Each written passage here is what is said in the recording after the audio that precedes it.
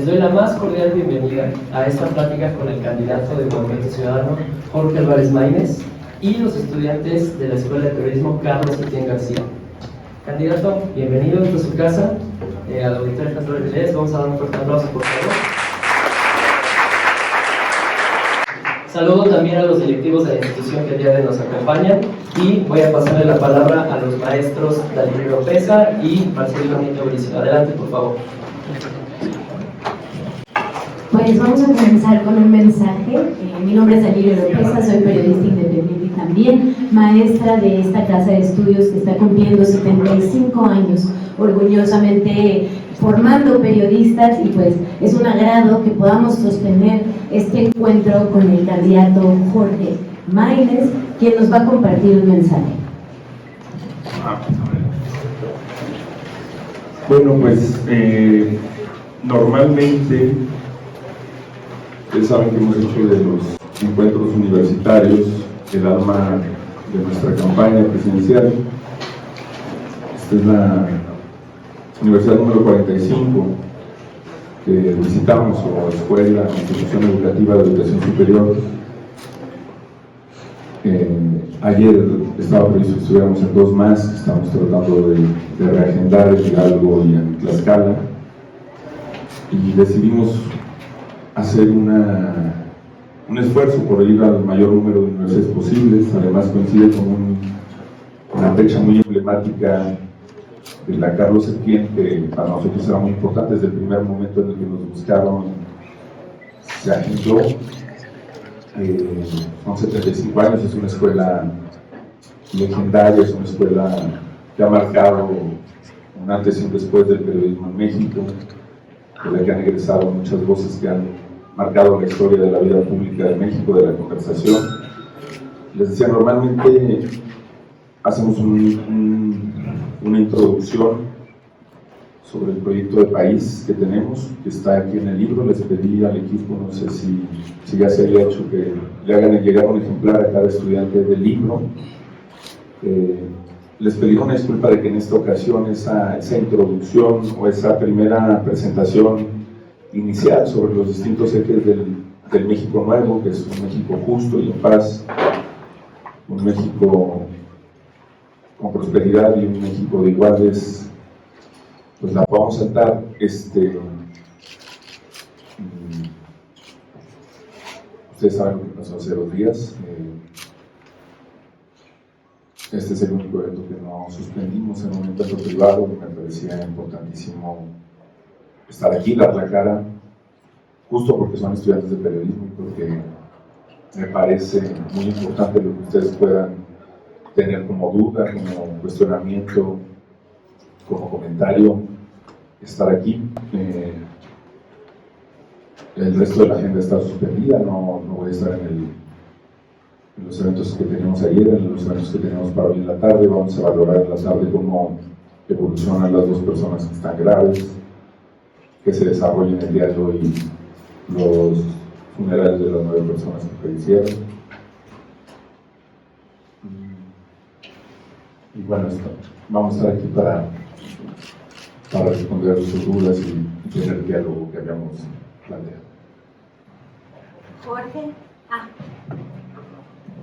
Jorge, pues muchas gracias por esta presentación. Realmente lamentamos mucho lo que sucedió durante tu campaña. Es una tragedia, un evento muy sensible, y pues bueno, les voy a decir que la dinámica que tenemos el día de hoy es un bloque de preguntas que haremos Marcelino y yo. Después transitaremos a rondas de preguntas y respuestas por parte de los estudiantes, de las estudiantes también. Así que vayan previniendo, organizando qué preguntas se harán, porque solamente habrá 3 en una ronda y 3 en la segunda.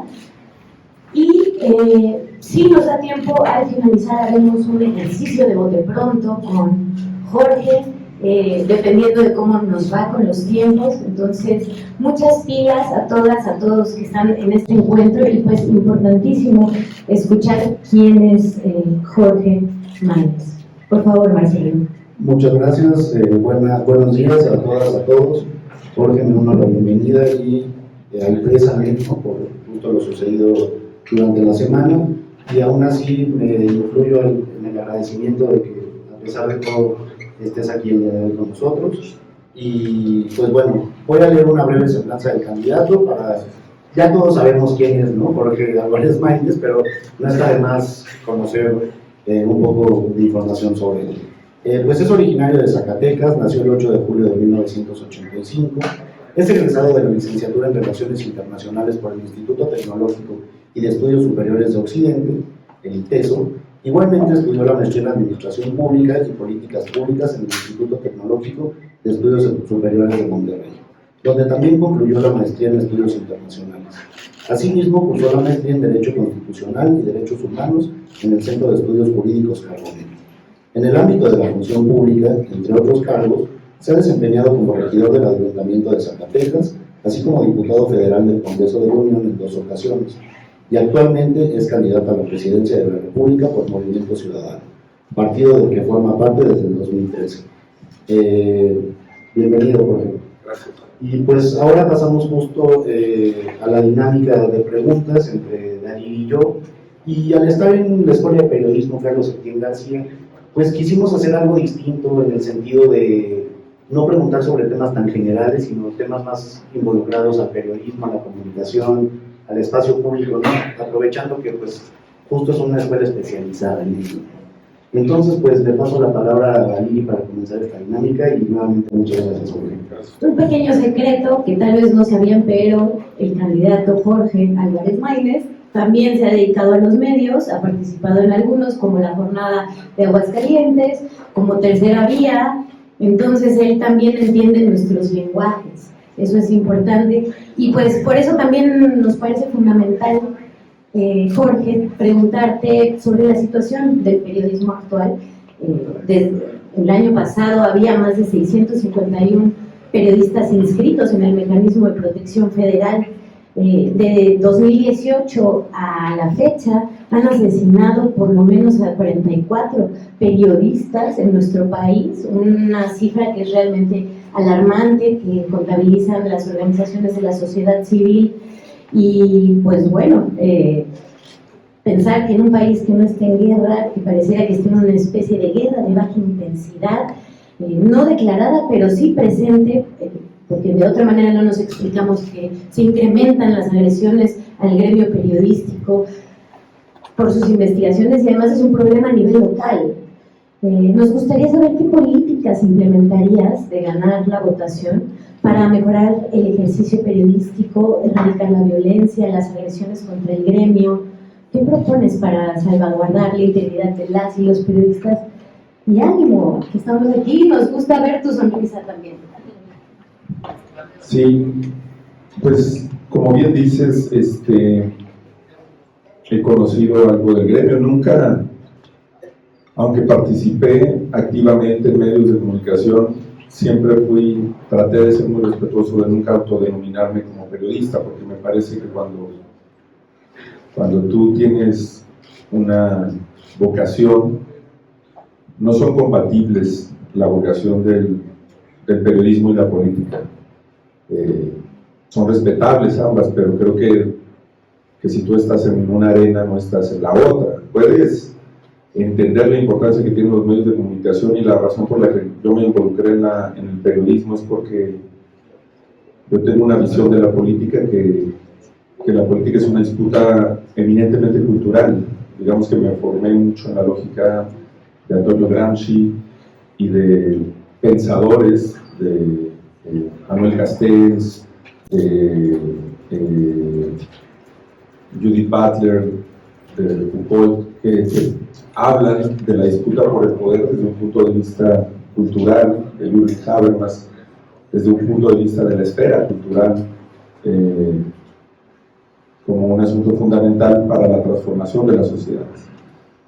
Pero nunca me ha asumido, siempre he tenido un respeto por el oficio periodístico. Creo que el periodismo enfrenta tres grandes, o sea, para ver cómo solucionar el momento en el que estamos, o cómo aportarle algo al oficio y a las personas que ejercen ese oficio, creo que hay que encontrar cuáles son los puntos que están asediando, que están limitando la actividad periodística y que están golpeando al periodismo. Yo detecto tres. Primero, sin duda alguna, el crimen organizado, que creo que se ha asumido una estrategia fallida en materia de seguridad en los últimos 17 años. Este no es un problema estructural de México como lo es la pobreza, como lo es la desigualdad. Por estructural me refiero no a que sean insalvables, creo que todos los problemas del país tienen una solución, así lo planteo en el libro, pero no son problemas que hayamos tenido por décadas. Cuando concluye el primer año del gobierno de Felipe Calderón, la tasa de homicidios por cada 100,000 habitantes era de 8. Al finalizar, 5 años después, era de 22. Al finalizar de Peña Nieto, de 29.8, casi el cuádruple. Y de ahí no hemos podido salir porque los paradigmas sobre los que se basa la estrategia fallida, que es militarización, que es prohibicionismo, que es punitivismo, ahí siguen. Todos esos paradigmas afectan al periodismo. La militarización, al hablar de guerra, tú pones a las personas y actuar a las Fuerzas Armadas bajo parámetros de guerra, en los que los periodistas, ustedes saben, que quedan en medio de una situación muy complicada en el ejercicio del periodismo. El punitivismo también ha afectado mucho al gremio periodístico porque a la hora de establecer supuestas sanciones más graves, se han establecido muchas sanciones que han criminalizado la actividad periodística, que han confundido la labor, y entonces se ha creado un clima en el que el crimen organizado creo que ha encontrado también y hay un clima de impunidad. Solamente 1 de cada 200 delitos lleva un juez. Entonces el crimen organizado sabe que silenciar a un periodista, a una periodista, como ha pasado con los casos de Javier Valdés en Sinaloa, de Laura Brecha en Chihuahua, desgraciadamente muchos casos,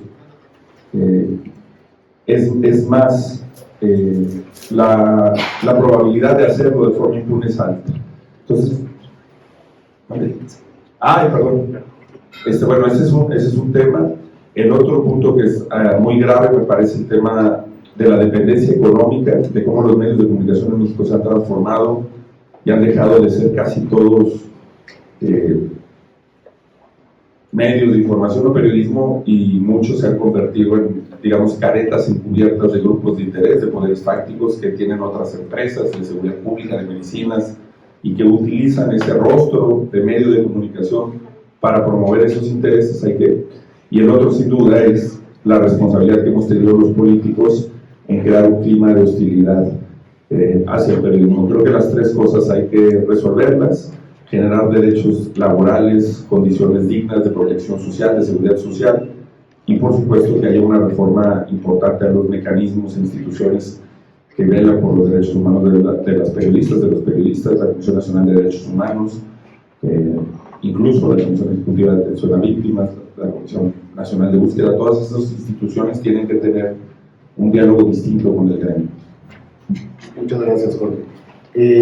Justo creo que se nos pasó decirlo, pero para que la dinámica se pueda llevar de una mejor forma, le vamos a pedir que las respuestas sean de 4 minutos, por favor, aproximadamente. Y pues paso a la siguiente pregunta, que creo que es de interés, ¿no?, para todos y todas las presentes el día de hoy, que un poco ya le empezaste a esbozar ahorita con la primera respuesta, y es sobre la libertad de expresión y el derecho de acceso a la información. Tomando en cuenta que estos dos elementos son pilares de la democracia, ¿no?, elementos primordiales de este sistema de gobierno, en primer lugar, quisiéramos saber si estos dos temas son prioritarios en tu agenda, y en caso de que lo sean, ¿cómo y con qué mecanismos los harías valer? Sí, sin duda alguna, creo que son fundamentales. Hay que ver el derecho a la información desde la perspectiva de las personas en este país. Además, son importantes porque nos ha tocado a nosotros, pues, padecer ese cerco mediático. Ustedes saben que hubo una campaña desde el primer debate para que no se me invitara. Afortunadamente hay algunas cosas que hemos logrado ya que se establezcan en ley, que no fueron modificadas. Pero bueno, justo cómo enfrentar ese tema, creo que retomamos estos ejes Me parece que un tema fundamental para garantizar la libertad de expresión y el derecho a la información es una reforma al tema de publicidad oficial. Hay muchas propuestas de la sociedad civil, particularmente Fundar ha tenido muchos años una agenda dialogada con periodistas que creo que debe ser retomada. Una de las batallas centrales que yo vi como diputado federal en el gobierno anterior contra el gobierno de Peña Nieto fue contra la denominada Ley Chayote, que institucionaliza lo que sucede en el país, que hay una discrecionalidad en el reparto de fondos públicos a medios de comunicación, una desproporción y una vinculación de cómo se administran esos fondos de acuerdo a la línea editorial de los medios. Lamentablemente la Corte tumba esa Ley General de Comunicación Social y pues como en muchas cosas que muchos tuvimos la expectativa, ustedes saben que apoyé por muchos años el movimiento del actual presidente, era de las cosas que pensábamos que se iba a modificar, pero hemos estado batallando todo este sexenio de nuevo porque han querido, de nuevo se aprobó una ley muy similar a la ley que había aprobado Peña Nieto, de nuevo la tumbamos en la Corte, hay un mandato judicial de la Corte para que esa ley se revise con criterios justamente de libertad de expresión, de derecho a la información, de equidad, de pluralismo, porque eso me parece fundamental.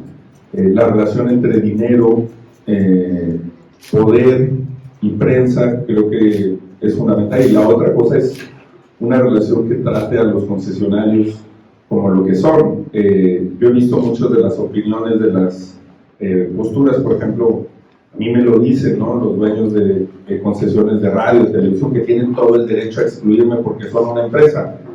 No son propiamente una empresa, son concesionarios porque usufructúan el espacio radioeléctrico, un bien público, son concesionarios temporales de un bien nacional. Y por eso en todos los países se tienen criterios de calidad de la información, de derechos culturales, de que haya programas con contenidos culturales, artísticos, formativos para niñas y niños. Por eso la televisión de algunos otros países es mucho mejor porque tiene una regulación que no limita la libertad de expresión, al contrario, el derecho a la información se fortalece con ese tipo de instrumentos. Derecho a la información no es enséñenos amarillismo o enséñenos lo que quieran, sino denos los instrumentos que las ciudadanas, los ciudadanos necesitan, que haya defensores de las audiencias, que haya pluralidad. También me parece muy importante fortalecer a los medios públicos que han sido también abandonados desde el sexenio de Peña Nieto, sobre todo, y que han sido trastocados también en su vocación. Pero por supuesto que me parece una agenda fundamental, además de, obviamente, garantizar mecanismos de transparencia y rendición de cuentas. Muchísimas gracias, Jorge. En caso de resultar electo, ¿qué relación existiría entre tu gobierno y los medios de comunicación? ¿Qué pasará con la publicidad oficial? Ya más o menos lo estuviste anunciando en estos momentos, pero ¿qué específicamente de los medios y de la importancia tanto de los medios públicos, privados, independientes, rescatas para la libertad de expresión? Sí, ha sido un tema, o sea, todos sabemos que, bueno, no todos, pero vemos que hay un consenso entre quien se ha dedicado en su vida a estos temas que se tiene que reformar. A la hora de implementar esa solución hay muchas discusiones y no hay un país en el que esa regulación haya sido fácil. Si se hace un padrón nacional de medios, con qué criterios se asignan los recursos, si te estableces topes, estableces mínimos, si necesitas, por ejemplo, tener criterios que estén vinculados a la circulación de los medios, al impacto que tengan. Y ahora, eso era antes cuando era sobre todo la prensa escrita, pero ahora es que la mayoría del consumo de medios de comunicación se da en internet, redes sociales, pues también eso prefigura una nueva manera de regular. Pero creo que debe de haber la mayor transparencia posible. Creo que debe de configurarse instituciones que sean independientes al poder en turno. Yo pienso que quien asigne ese tipo de publicidad y ese tipo de recursos no debe de ser un funcionario designado, una funcionaria designada por el presidente de la República en turno de manera automática, que debe de haber mediación en el funcionamiento para que sea un ejercicio más institucional y que promovamos el servicio civil de carrera. No puede ser que en el país cada sexenio se vaya todo un conjunto de servidores públicos que están ahí y llegue otro basado no en méritos, trayectorias, competencia en el tema directamente, sino en qué tanto se alinean al tema político. Lo que hizo Zavala Martínez con Notimex fue una vergüenza, fue una aberración, y tiene que ver con unas ganas de mantener aprobación de una agenda política, pero la tragedia es que tú la ves, que se mantuvo 5 años así, cambia al final para apoyar a la otra fuerza política, y ahora todos esos que la criticaron te la quieren vender como si fuera una luchadora social contra... Eso es lo que causa la polarización, que causa pues una pérdida de los principios más elementales. Creo que debería haber un servicio civil de carrera, organismos que fueran tal vez no necesariamente autónomos, pero sí con más margen de independencia, con más regulación por parte de los otros poderes, del poder legislativo, con más contrapesos, un poco como se formó en su momento el canal del Congreso, que creo que por varios años tuvo un funcionamiento pues de bastante decencia y de bastante compromiso, y como funcionaron en mejores épocas, creo, el propio Canal 11, el propio Canal 22, que se entendía que no eran instituciones al servicio de un partido, de una visión político-electoral, sino del Estado mexicano. Creo que deben de ser instituciones del Estado mexicano las que regulen estos temas y que estén apartadas de la conversación política. Y además creo que esos niveles de publicidad pues deben de tener sí límites, porque pasamos pues de ejercicios discrecionales a lo que ahora tenemos. ¿Cómo debe ser la relación también de respeto? Me parece que no es... Uno puede estar de acuerdo con ciertas expresiones que hace el presidente sobre críticas periodísticas, pero creo que cuando él habla de respetar la investidura, también es necesario que se respeten las dos vías. Puede haber muchas de las cosas que él señala en los medios, pueden ser ciertas, pero no es el responsable el reportero que está ahí preguntándole en la mañanera, o la reportera, de esos intereses, de esa trama. Creo que debe de haber una relación mucho más respetuosa, amable, decente, digamos, entre el poder público, el poder presidencial, porque este nivel de acoso, de insultos a lo que hemos normalizado, abran Twitter y vean la cuenta de Twitter de cualquier periodista y la manera con que le dicen una serie de insultos, creo que eso también hay que darle para atrás. Se debe de evolucionar en la conversación pública hacia niveles de mayor respeto entre el poder político. Eso es lo que dice Habermas precisamente, que hay que separar las esferas, que los problemas contemporáneos se dan cuando la esfera económica domina sobre la esfera cultural, o la esfera política domina sobre la esfera cultural, o la esfera económica sobre la política, o la política sobre la económica. Él plantea esta teoría de la esfera pública en la que la interdependencia de esas tres esferas es la mejor garantía de una sociedad democrática. 14 segundos de más. Sí, perdón. Muchas gracias, Jorge, por tus pertinentes respuestas. Y justo debido al tiempo, digamos que aquí acaba el bloque, ¿no?, entre Dalí y yo, que intentamos condensar justo todos estos temas de derecho de acceso a la información, libertad de expresión, protección a periodistas, y pasamos al bloque, ahora sí, de la conversación con las y los estudiantes. Es una dinámica similar, una pregunta, y tienes 3 minutos para contestar cada una de ellas, por favor, Jorge. Y pues anímense, muchachos y muchachas. Vamos a ir seleccionando de 3 en 3 para el bloque de preguntas de estudiantes. Entonces, el primero en seleccionar va a ser mi compañero Marcelino. Aquí levantaron la mano, por favor.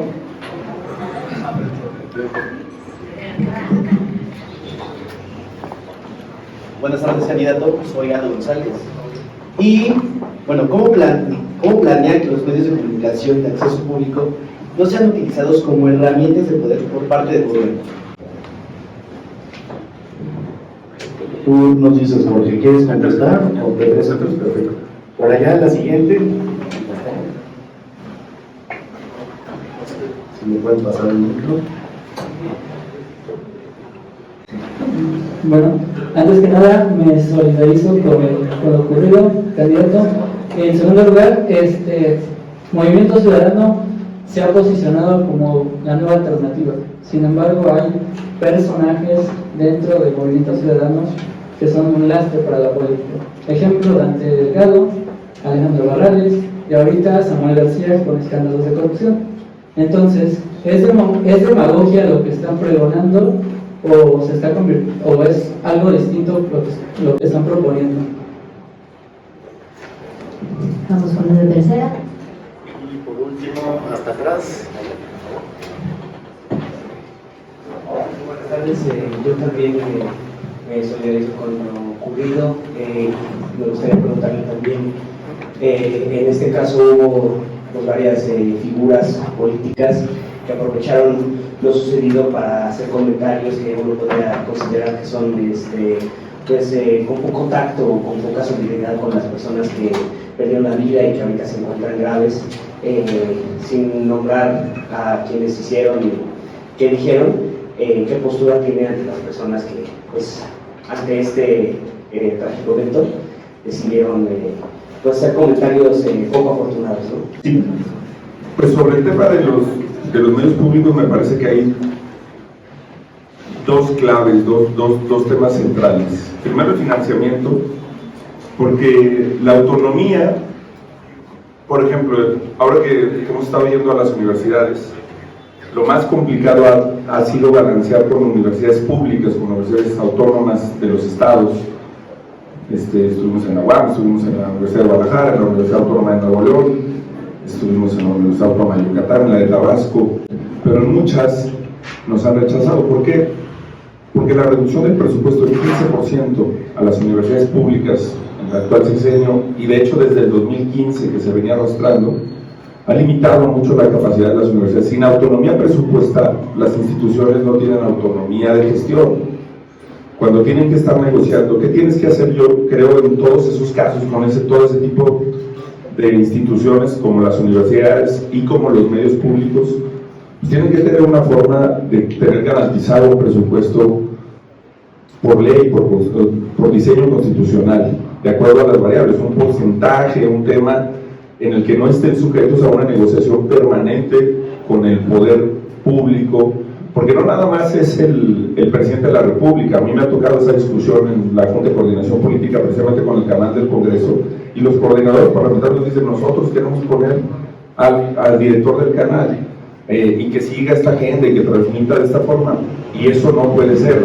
Debe de haber una sana distancia, y creo que una primera manera de lograr esa sana distancia es con un presupuesto que no sea tan raquítico, pero que además tenga una cierta autonomía de la discusión política. Y la otra es justamente el tema de las designaciones, cómo se nombran a los titulares.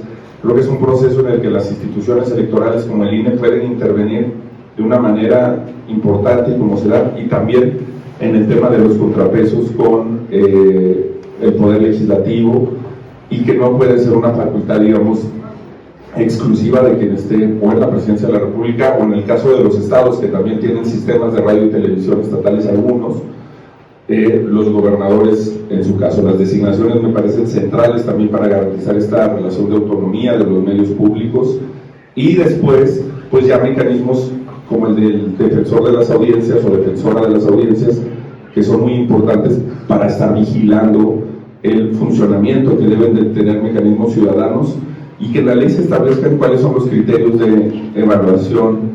Por ejemplo, a nosotros nos pareció muy importante señalarlo, y hubo una gran incomodidad en los medios de comunicación. El INE hace un monitoreo de las campañas. ¿Cuántas notas hacen de cada candidatura? Y si esas notas son negativas o positivas. Es un monitoreo que hace el INE, no es una cosa que inventamos nosotros. Creo que ese tipo de monitoreos nos dan luz sobre la independencia, y deben de fijarse a que se discuta en las comisiones del Poder Legislativo, en este tipo de espacios institucionales, cómo se está desempeñando la gestión de un medio público que debe de tener esa rendición de cuentas. Sobre la pregunta, gracias a los dos por solidarizarse. Mira, en dos dimensiones. Primero, en los casos individuales que tú señalaste, yo sería injusto, siempre he tendido a dar la cara por las personas a las que les tengo un cierto aprecio o admiración. Incluso, no sé si recuerdan, en alguno de los debates se hizo un señalamiento fuerte contra Javier Corral, que está en el equipo de campaña de Claudia Sheinbaum, y yo dije, yo no me quedo callado cuando alguien a quien yo considero una persona honorable es señalada de algo que considero que es una mentira o es un exceso. Y lo dije por Javier Corral, y lo diría por cualquiera que así lo crea. Me puedo equivocar, por supuesto, porque no existe la objetividad, pero mi experiencia política con Dante Delgado ha sido muy distinta. Yo también me formé en una lógica antipriista, antisistémica, en la que estaba convencido yo de que todos esos personajes del sistema eran los villanos del país, y antes de conocerlo, a lo mejor tenía una opinión similar a la que tú acabas de tener. Hoy tengo una opinión muy distinta de él. Creo que su hombre de Estado, ha sido un lector, es una gente que ha confiado muchísimo en cuadros jóvenes, prácticamente es la institución que más jóvenes ha desarrollado, y en las batallas fundamentales de agenda, por ejemplo, matrimonio igualitario, derecho a decidir, despenalización de la marihuana, el uso lúdico, digamos, en los temas que su generación detuvo, tuvo una evolución y ha tenido un acompañamiento que para mí es muy importante. También tengo una buena opinión de Alejandra Barrales, de su paso, sobre todo por el Congreso de la Ciudad, justamente cuando toda esa agenda se discutió. Y en el caso de Nuevo León, lo que yo percibo es que hay una antipatía natural en la Ciudad de México particularmente a las formas y a la manera en la que se comporta Samuel García, pero yo lo que he invitado en estos diálogos, sin anular tu opinión, es a que haya un contraste entre sus resultados y los resultados de otros gobiernos en materia de salud, en materia de infraestructura, en materia de educación, que eso se evalúe. Ahora bien, eso quiere decir que todas las personas que estén en el movimiento ciudadano sean pulcras, sean honestas, sean las mejores. Yo no creo en eso. Yo no creo que un partido político sea un club de ángeles y otro sea un club de demonios. Tampoco creo que todas las personas que están en el PRI, en el PAN o en Morena sean deleznables. Creo que acabo de decirlo de Javier Corral, creo que hay muchas personas valiosas en otras formaciones políticas. ¿Qué creo que es lo que deben de garantizar los partidos? Mecanismos en los que actitudes ilícitas sean sancionadas, en las que esas personas no tengan preeminencia, que las listas de representación proporcional, que son, digamos, menos democráticas para las personas, porque aunque puedan votar, no pueden ellos hacer una prelación, que eso creo que se debería de reformar con listas abiertas como en Uruguay. Pero me parece que ahí tenemos un muy buen expediente, que nuestras candidaturas de representación proporcional son las mejores. Por ejemplo, en el Senado, María García, Clemente Castañeda; en la Cámara de Diputados, Patricia Mercado, Laura Ballesteros. Me parece que tenemos un saldo muy favorable respecto a lo que representan los otros políticos, y que la práctica en Movimiento Ciudadano es una práctica así distinta que nuestro programa, que luego es una cosa que se borra mucho. Nuestros documentos básicos, nuestro programa de acción, la declaración de principios están claramente orientadas hacia una nueva manera de entender las cosas, basada en los derechos humanos. Y me parece que uno, cuando toma la decisión de militar en un proyecto, pues se hace cargo de que primero que tienes que tener una vocación mayoritaria, y que a la hora de tratar de construir esa vocación mayoritaria vas a tener que navegar con dificultades hacia afuera, pero también hacia adentro. Por supuesto que a mí me ha tocado dar batallas hacia adentro. Siempre estuve en contra de la incorporación de personajes como Manuel Espino. Fue una discusión tensa. He tenido algunas otras, por lo de Palazuelos en Quintana Roo, cuando se fue para gobernador. Me han costado algunas de esas discusiones. Creo que hay que darlas. Creo que hay que dar siempre la batalla hacia afuera y también hacia adentro, pero entendiendo que un partido político es eso, que también habitan contradicciones, habitan distintos intereses, y que no es una garantía estar en un partido político de tener los valores, pero que ese partido debe estar comprometido con cuidarlos sistemáticamente. Sobre lo que opino de estos, sí los he visto. pues creo que son muy ejemplificativos.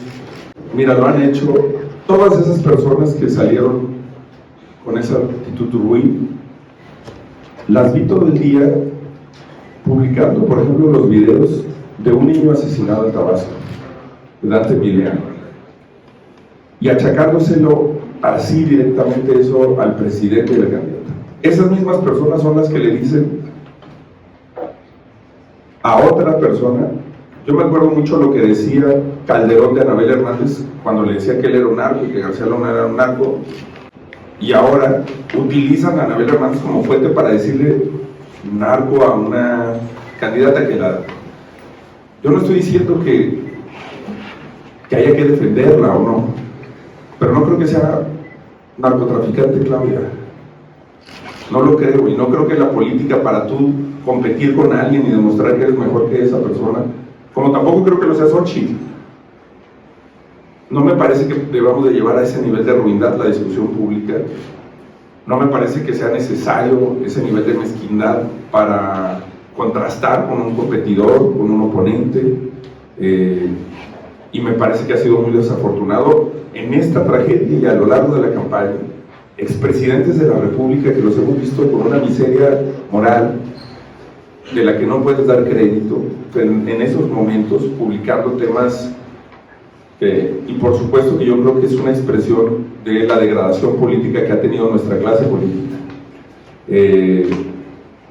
Pero la verdad es que aunque ellos creen que están haciendo un gran daño a nosotros, algo que me he encontrado es que, por ejemplo, en las universidades a los jóvenes eso no les hace sentido, eso no los convoca, eso no los apela, eso no los interpela a sentirse indignados. Al contrario, lo que les indigna es esa pobreza moral, intelectual, que los lleva a comportarse de esa manera. Y me parece, pues me parece eso, que los ha retratado de cuerpo entero, senadores de la República.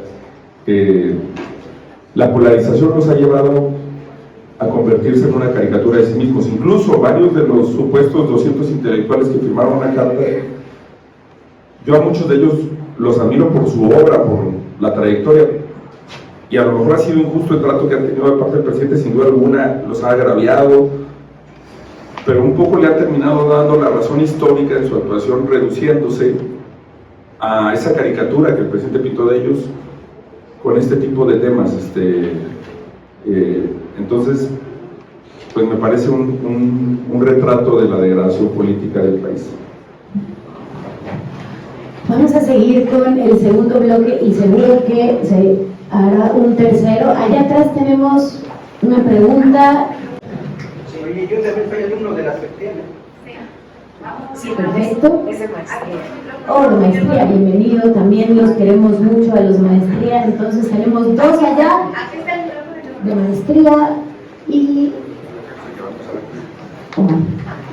Hola Jorge, yo soy Omar López. Yo también me solidarizo con la tragedia que pasó hace 2 días, que pues, fue un incidente muy lamentable.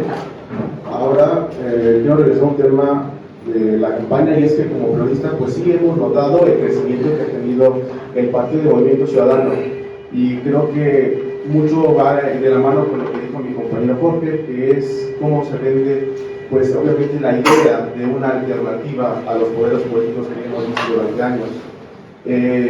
¿Tú nos puedes decir, por así decirlo, que Movimiento Ciudadano sí es una alternativa que se puede mantener en el tiempo, y si no es por Movimiento Ciudadano, sería por ti como candidato? ¿A qué me refiero? Y es que pues muchas de las críticas que se hacen a los políticos es esto de andar chapulineando entre partidos, y que al final de cuentas no termina por representar una idea de cambio, sino de una alineación a los grupos políticos ya existentes. ¿Tú nos podrías decir que mantienes esta idea de una alternativa realmente?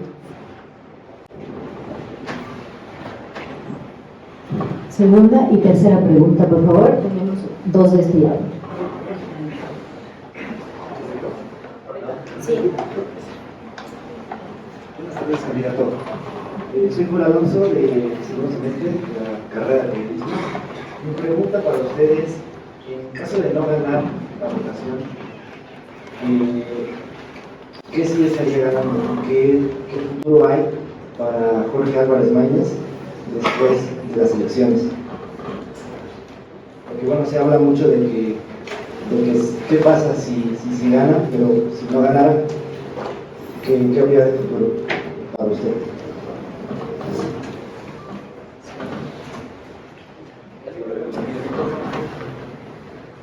Buenas tardes. Igual nos regresamos con tu sentir, que lo demuestras ampliamente. Y yo comentarte, aquí te están diciendo la importancia que tendría un candidato de tus características. Estás ante puros jóvenes que se identificarían contigo. Pero yo te preguntaría, tú has dicho y has dicho bien que el PRIAN es responsable de muchos males de este país, ¿sí? Pero, por ejemplo, tenemos el 10 de junio y Ignacio Valle, que era secretario de la presidencia, está en Morena. Tenemos el fraude del 88 y está en Morena. Tenemos el Coaproa con Alonso Romo y está en Morena. Tenemos a Alfonso Durazo, que fue promotor del voto útil, secretario particular del presidente, y fue el que le entregó a Macedo de la Concha la denuncia. Tenemos el fraude del 2006 y tenemos a Manuel Espino en Morena. Tenemos el Pacto por México y ahí teníamos a Pablo Gómez y a José Murat. Pablo Gómez estaba en Morena, pero fue según ahora. Y en septiembre del 2014 tenemos a los desaparecidos de Ayotzinapa y Omar García, que era jefe de la policía. Entonces debe haber sido Primor y no Mofar. ¿Por qué? Porque yo creo que tú tendrías la oportunidad, por tus características, porque los enemigos ya no nomás se PRIAN. El problema, lo que hay que vencer es al actual gobierno. Y yo creo que en una posición más crítica de tu parte hacia los dos partidos, darían la oportunidad, y lo que te dicen estos jóvenes, serías una alternativa para esta generación, que es la que más va a sufrir las consecuencias de estos gobiernos. Muchas gracias y disculpen. Buenas tardes.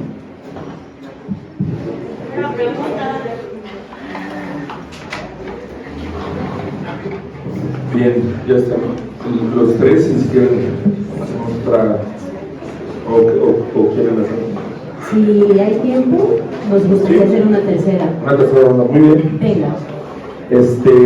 Sobre lo que me comenta Omar, sí creo que, mira, yo he pasado los últimos 11 años de mi vida prácticamente recorriendo el país, primero como secretario de organización, luego como integrante de la Comisión Operativa Nacional, luego como secretario general, sumando a muchas personas que hoy conforman Movimiento Ciudadano, y estoy muy orgulloso de la constelación de personas que hay ahí,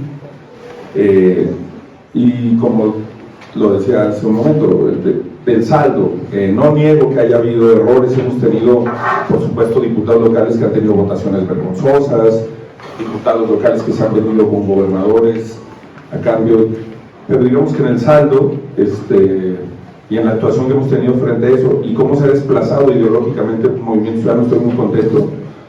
Sí creo que es una alternativa realmente distinta. Sí creo que por ejemplo, las mujeres jóvenes del Movimiento Ciudadano son un gran valor. En la Ciudad de México y en los estados es gente pues con la que tengo una enorme coincidencia, que en general nuestros candidatos, por ejemplo ahora el Senado en los estados, es personajes de primer nivel. Si es una garantía, no lo sé, porque los proyectos políticos, si no los cuidas, se descomponen. Yo podría tener diferencias ideológicas con Gómez Morín, con Carlos Castillo Peraza del PAN, por su postura ideológica, pero me parecían políticos íntegros, políticos que dignificaban el oficio, más allá de en su momento Corral también en el PAN. Me parece que hoy Movimiento Ciudadano es así. No hay, ¿qué es lo que puede hacer que no nos perdamos, no nos extraviemos, no nos suceda lo que le pasó a otros partidos? Pues los controles internos que debe de haber ante eso, y también los controles sociales, que creo que lo que el país, una reforma al sistema de partidos, para tener, por ejemplo, las PASO que tienen en Argentina, que son elecciones primarias de sus procesos internos de partido, para tener mayor incidencia de las ciudadanas y de los ciudadanos en la vida interna de los partidos. Me parece que eso es necesario. Presenté una iniciativa sobre eso y me parece que sería algo muy interesante. Y en el caso particular, para mí es la última opción, en mi caso, de participación política. Si Movimiento Ciudadano dejara de ser una alternativa, yo preferiría dedicarme a otra actividad pública, porque creo que debes de luchar hasta un momento en el que puedas mantener cierto nivel de congruencia. Si constantemente vas diciendo, bueno, es que esto, yo ya dije, bueno, el PRD se desvió, y sí se desvió, pero ahora también, sí, con Movimiento Ciudadano, o sea, hay que también asumir las consecuencias de los posibles fracasos. Si esto no se consolidara como la alternativa que buscamos, pues creo que también hay que dar un paso al costado y que vengan nuevas opciones. Son saludables, es importante que siempre haya un contexto de exigencia, de competencia que esté mejorando el sistema de partidos, porque sí sirve. Por ejemplo, el Partido Laborista Británico ajustó muchísimo gracias a que surgió el Partido Verde y que surgió el Partido de las Mujeres y surgió. Los partidos políticos también ajustan con un contexto de competencia. Creo que el Partido Socialista Obrero Español se había venido avejentando muchísimo, y cuando surge Podemos, ahora que surge Sumar, creo que eso ha servido también para que el Partido Socialista Obrero Español tenga un proceso de recomposición interna. El contexto de competencia y de exigencia ayuda. Sobre lo que dice Joel de no ganar, ganando o no ganando, lo más importante para mí es la agenda. Y el país necesita discutir temas de forma urgente, una reforma fiscal progresiva que genere mejores condiciones de igualdad, derechos laborales pendientes, una precariedad laboral que se ha ido normalizando en el país como modelo de desarrollo, el tema del medio ambiente y el respeto a los derechos de la naturaleza que no está en la agenda. El Programa Nacional de Primera Infancia que hemos planteado es un programa que es sobre todo un asunto de voluntad, no requiere una cantidad presupuestal inmensa, el derecho de las personas, de las niñas y los niños a la educación, pero también de los jóvenes. Los planteamientos que hemos puesto sobre la mesa, en un 90% son temas de voluntad política, por ejemplo el bono cultural para estudiantes, para detonar las industrias creativas, para detonar otro tipo de desarrollo, y creo que son planteamientos que ganando o no ganando vamos a poder poner sobre la mesa, y que tiene que haber una discusión pública sobre esos temas, y que el papel, a eso me refiero también cuando digo que tengo una idea gramsciana de la política. Yo creo que Andrés Manuel, incluso no ganando, contribuyó en su momento, que Cárdenas no ganando contribuyó, que ahorita que decía Gómez Morín, no es todo el tema del cargo, y coincido con eso. Voy a la última pregunta, en que ganando muchas veces se pierden cosas. Ese retrato que se acaba de hacer, pues es la razón principal por la que yo no soy Morena, particularmente todos esos casos que son muy puntuales. Yo creo que si la oposición hubiera hecho una descripción de ese tipo de Morena, hubiera sido más efectiva que el son narcos, vivimos en Cuba, Venezuela. Si hubiera sido más puntual la crítica, más justa, más verdadera, más honesta, hubiera sido así. Y creo que lo único que yo podría complementar a esa descripción del extravío que sin duda alguna se está dando en esa organización, pues es también lo que pasa a niveles locales. A nivel local, si a esa descripción le sumamos Cuauhtémoc Blanco en Morelos, Cuitláhuac García en Veracruz, Laida Sansores en Campeche, pues lo que tú tienes es que una idea de fuerza política distinta, renovadora, no necesariamente tiene los instrumentos institucionales para garantizar que así sea, y estoy de acuerdo con que hay que contrastar con las dos opciones. Así lo he tratado de hacer. Hay un ejercicio periodístico del Universal que documenta cuántos fueron los contrastes o los intercambios que tuve con cada una de las candidatas. Lo que pasa es que cuando tú coincides con una, pues sientes que está haciendo digamos, la cámara de eco, el algoritmo, piensas que es en agravio a ti. Por ejemplo, el problema que tuve al condenar la actividad criminal del gobierno de Benjamín Netanyahu en Palestina, muchas personas a las que respeto y quiero de la comunidad judía dicen es que eso es contra nosotros. Pues no es contra ustedes. Yo diferencio al pueblo judío del gobierno de Netanyahu pero el tema de la polarización, como se vende una expresión, como llega una expresión, es que te hace sentir, pues a nosotros unos nos dicen el pan naranja y otros nos dicen esquiroles, precisamente por haber tratado de mantener una autonomía en una discusión tan polarizada, tan tóxica entre esas fuerzas políticas, ¿no? Muchas gracias. Vamos a terminar, ahora sí, me van a disculpar, pero como no han hablado las estudiantes, aquí tenemos a una, acá tenemos a otra, a ver, esto, aquí otra.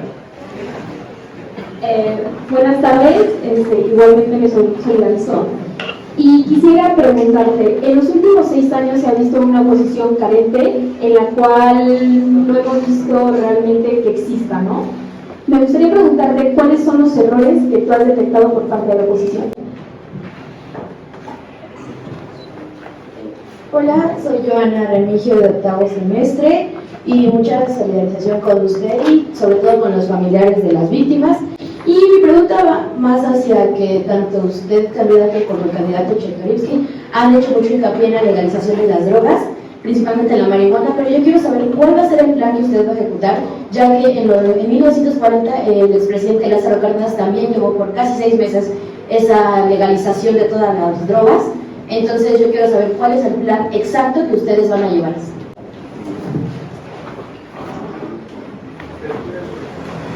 Hola candidato, buenas tardes. Arlene Reyes de 4º semestre.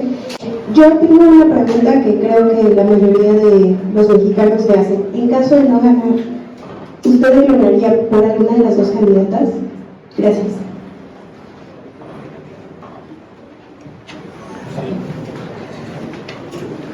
Pues bueno, sobre la primera pregunta, a ver, hay muchos errores de la oposición que, miren, cuando se discutió mucho, yo estuve en contra, bueno, por cierto, ahorita que mencionabas de la vida interna y de mi posición frente a algunos personajes del movimiento ciudadano, uno de los momentos políticos más complicados para mí ha sido el 2018, porque yo estaba en contra de esa alianza. O sea, mi opción número 1 era ir solos, con honestidad, y si se hubieran evaluado opciones de alianza, la última para mí, bueno, la última hubiera sido con el PRI de Peña Nieto, y después de esa la de Anaya, ¿no? Incluso yo tenía una mayor consideración hacia la posibilidad de hacer alianza Movimiento Ciudadano Morena. Estoy hablando de 2018 y estoy... Pero mi primera opción era ir solos, y lo que yo le decía a muchos compañeros es que a mí sí me ha tocado estar mucho en los últimos años en diálogo con personas de El Salvador, de Venezuela, de Chile, de diferentes, de Brasil, de Argentina. Y cuando te dicen el tema de Venezuela, pareciera como si Chávez nomás hubiera estado robando las elecciones, o Ecuador con Rafael Correa, como si fueran personajes que nada más estuvieron robando las elecciones todo el tiempo desde el principio. Y no se comprende que para los venezolanos la farsa democrática era o elegir entre alguien que se había desviado del camino o elegir a la oligarquía. Muchos venezolanos eran críticos del régimen de Chávez, pero votaban por Chávez porque no querían regresar a la oligarquía. Necesitaban una opción distinta que no se pudo consolidar con independencia de los poderes fácticos. La gente en muchos países ha tenido que estar obligada a elegir entre poderes fácticos o opciones populistas, y ha elegido naturalmente por opciones populistas, no que vayan a votar por algo antipopular que va en contra de sus intereses. Y creo que el principal error de la oposición es pensar que no íbamos a tener memoria, que cuando nos hablan del sistema de salud, o cuando nos hablan del sistema de educación, o del tema de seguridad, por ejemplo, esa carta de los intelectuales dice que la solución a la militarización son los partidos que la implementaron, que es el de Calderón y el de Peña Nieto. Eso me parece que no puede tener ninguna atracción ni conformar una mayoría, y no es un discurso que se asiente, y todo el mundo sabe cómo votó el PRI la militarización, o con Peña Nieto, pero también ahora en la reforma del quinto transitorio. Entonces, creo que por un lado eso, por otro lado estar permanentemente reactivos. Yo lamento mucho que, bueno, también por eso quería mucho venir a esta plática, porque, miren, para mí las conversaciones en las universidades han sido formativas, las he disfrutado, aunque hayan sido muchas veces intensas y de fuerte cuestionamiento, pero aquí hay algunos compañeros de la fuente, no me dejarán mentir, los veo en todos los eventos y siempre me preguntan, uno, ¿va a declinar? Dos, ¿qué opina de lo que dijo el presidente de la mañanera? Y la oposición siempre está reaccionando a la mañanera, no han entendido que es un ejercicio propagandístico, que ellos están ayudando a amplificar. Yo nunca hablo ni escribo tweets ni pongo nada de eso, porque eso no es otra cosa más que un ejercicio de propaganda política que no hay que sobredimensionar. Entonces, bueno, pero creo que el principal error ha sido apelar a que no tengamos memoria y que se ha demostrado que sí tenemos memoria. La propuesta más detallada de la marihuana, es una discusión compleja. Primero hay que decir, trascendamos esto de si están legalizadas o no están legalizadas las drogas. Por eso a mí no me gusta cuando te dicen, ¿estás a favor o en contra del aborto? Como si la postura fuera, me parece que los gringos, los anglosajones fueron muy inteligentes en nombrarse o autodenominarse pro-choice, porque eres o pro vida o pro aborto. No, hay que decir, bueno, tú eres pro aborto clandestino o pro derecho a decidir, porque si tú no modificas el terreno de la discusión, se caricaturiza tu posición política, digamos. Y con las drogas pasa lo mismo. Pues hay drogas legales, no se van a legalizar las drogas porque lo que hay es unas legales y otras ilegales. Es más peligroso que cualquiera de ustedes se tome media botella de ron y maneje a que se ponga un porro y maneje. O sea, lo que hablamos es cómo regulas y bajo qué criterios. La legalización de la marihuana, que me parece la más accesible, la más al alcance, igual que la amapola, en general las plantas, pues bueno, obviamente tiene que haber un proceso de innovación política interna, también externa con los Estados Unidos, que afortunadamente ya el presidente Biden ha cambiado de opinión. Claro que tenía que cambiar de opinión después de todo lo que ha sucedido en su guerra contra las drogas, que se han llenado de opioides, de fentanilo, de precursores químicos, tratando supuestamente de detener la marihuana, que no tiene efectos sociales los que tienen esos. Creo que hay que también, cuando se discutieron algunas iniciativas, hay que tener mucha distancia de los intereses de corporaciones y transnacionales que están también, supuestamente, que financian mucho del discurso de legalización, pero que lo que quieren es ellos controlar el proceso y el mercado, y que tú tienes que proteger a las comunidades que históricamente han sembrado en Nayarit, en Guerrero, en otros estados del país, que tengan un derecho preferencial, cuotas preferenciales para la producción y distribución de la planta, y tienes que también privilegiar el autoconsumo, que me parece la manera más sana de promover tanto el uso medicinal como el uso médico de la marihuana. Ya sé que medicinalmente hay muchas cosas que por autoconsumo son muy complejas de elaborar, el proceso es difícil, pero hay una parte de aceites, de pomadas, de dolor que sí se puede regular a través del autoconsumo. Dar muchos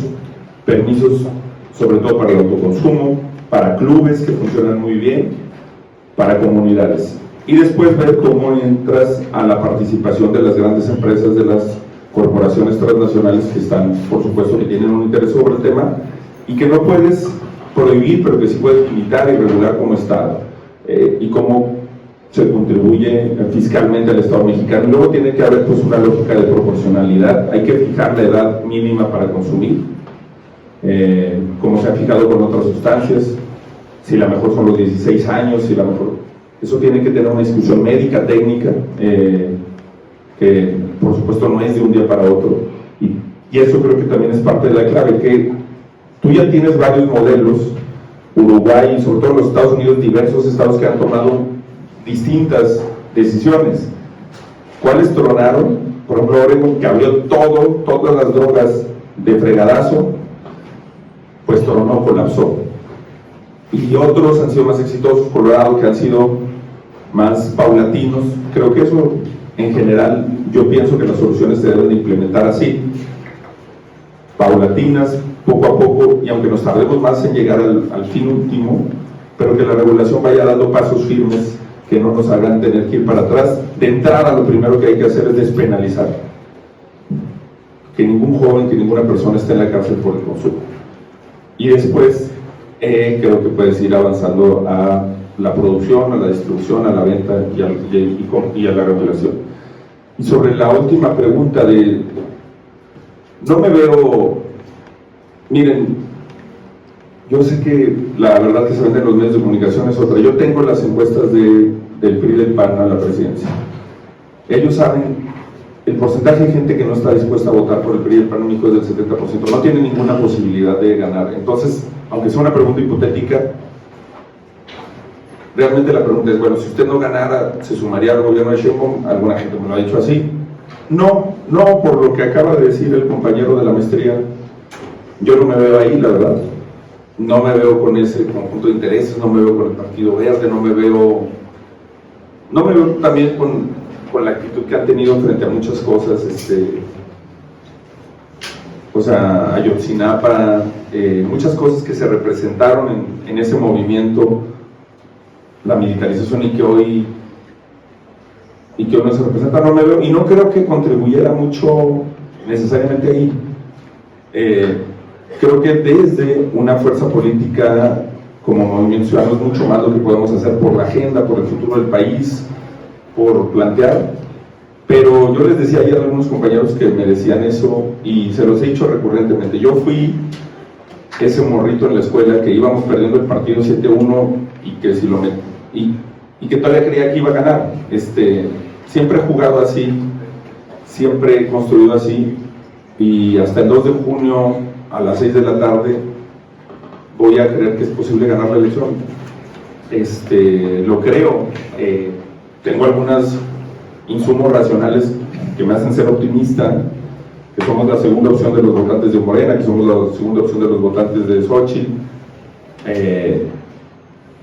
que tenemos una buena distribución entre positivos y negativos, que todas las tendencias, incluso las encuestas que publican ellos, todas nos han dado un crecimiento importante, las que nosotros hemos hecho también. Y por supuesto que también tienes algo de fe. Tienes racionalidad en creer que te puede ir bien y tienes también fe. Espero ganar, pero si no, pues no pasa nada. Muchas de las personas que yo más admiro en la historia política de este país, como Gilberto Rincón Gallardo, pues no fueron presidentes, no pasa absolutamente nada, no se acaba el mundo. Si el día de mañana, así como a mí me tocó levantar un estandarte que sembró Rincón Gallardo, Patricia Mercado, le toca a lo mejor a una joven estudiante de las que me encontré hoy en las universidades, que el día de mañana ya sea la que retome esta agenda, esta visión y sea la presidenta, también me sentiré muy contento. Es una lucha de largo plazo, no de aquí al próximo proceso electoral.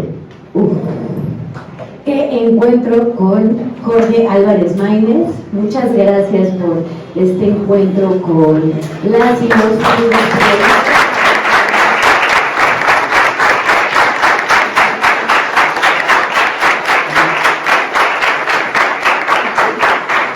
Antes de terminar, a Dalí y a mí nos gustaría proponerte una dinámica muy breve, si tanto tú como tu equipo nos Claro.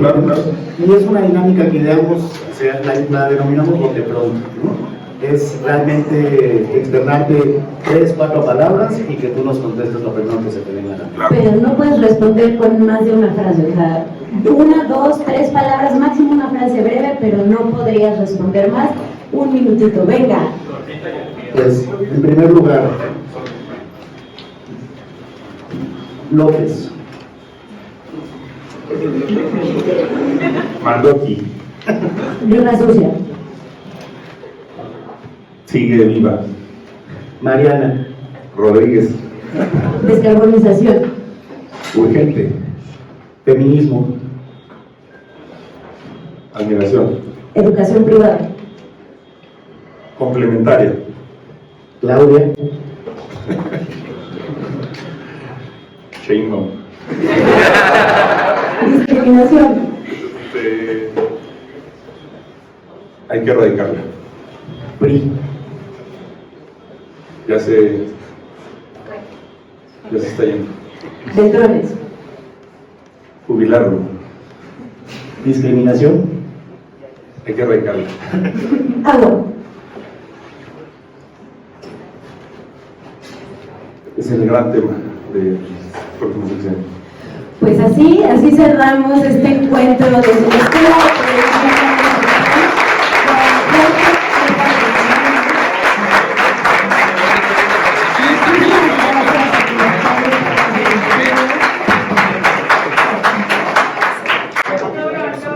En este instante, nuestro compañero Eduardo va a entregar una corona al candidato. Por favor, porque...